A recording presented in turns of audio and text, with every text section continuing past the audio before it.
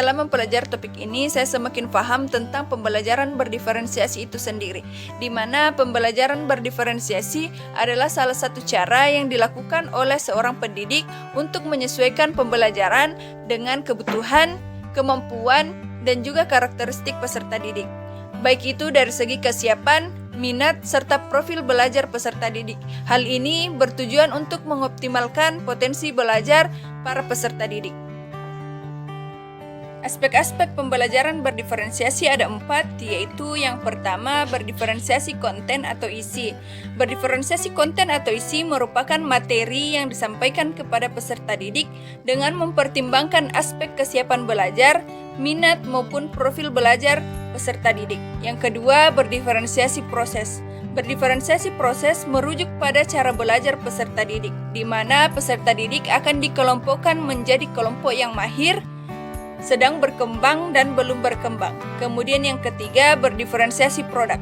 Berdiferensiasi produk merupakan hasil dari pekerjaan atau unjuk kerja peserta didik yang bervariasi. Kemudian yang keempat, berdiferensiasi lingkungan belajar adalah berdiferensiasi yang meliputi pengaturan atau tata letak ruangan yang disesuaikan dengan berbagai jenis kegiatan dan aktivitas pembelajaran di dalam kelas.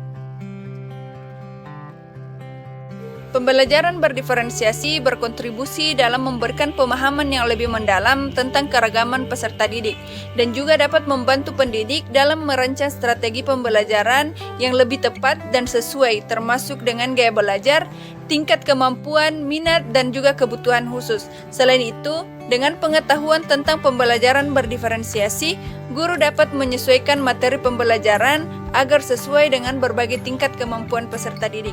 Dengan menggunakan pendekatan yang lebih fleksibel, jenis materi, dan metode evaluasi yang beragam. Koneksi pembelajaran berdiferensiasi dengan mata kuliah yang lain. Yang pertama, Filosofi Pendidikan Indonesia. Berdasarkan pemikiran Ki Hajar Dewantara, pendidikan merupakan wadah untuk menuntun segala kekuatan kodrat yang ada pada peserta didik yang bertujuan agar mereka mencapai keselamatan dan kebahagiaan yang setinggi-tingginya, baik sebagai manusia ataupun sebagai anggota masyarakat. Hal ini selaras dengan pembelajaran berdiferensiasi dalam mewujudkan merdeka belajar dan pendidikan yang berpusat pada peserta didik. Koneksi pembelajaran berdiferensiasi dengan mata kuliah yang kedua, yaitu pemahaman tentang peserta didik dan pembelajarannya. Pembelajaran berdiferensiasi sangat erat kaitannya dengan pemahaman peserta didik. Pemahaman yang mendalam tentang peserta didik memungkinkan guru untuk menciptakan lingkungan pembelajaran yang mendukung pertumbuhan dan perkembangan peserta didik. Pertumbuhan dan perkembangan yang berbeda pada setiap peserta didik akan berpengaruh pada pemilihan metode, strategi, media, dan juga jenis evaluasi yang dipilih oleh pendidik. Pembelajaran berdiferensiasi membantu memastikan bahwa pendekatan pengajaran tidak bersifat universal, melainkan disesuaikan dengan kebutuhan masing-masing peserta didik. Koneksi pembelajaran berdiferensiasi dengan mata kuliah yang ketiga, yaitu prinsip pengajaran dan asesmen.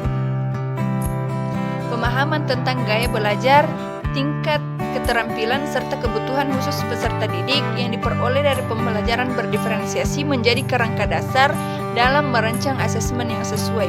Perencanaan pembelajaran, materi, dan penilaian tidak boleh bersifat universal, melainkan harus disesuaikan dengan karakter setiap peserta didik yang berbeda-beda.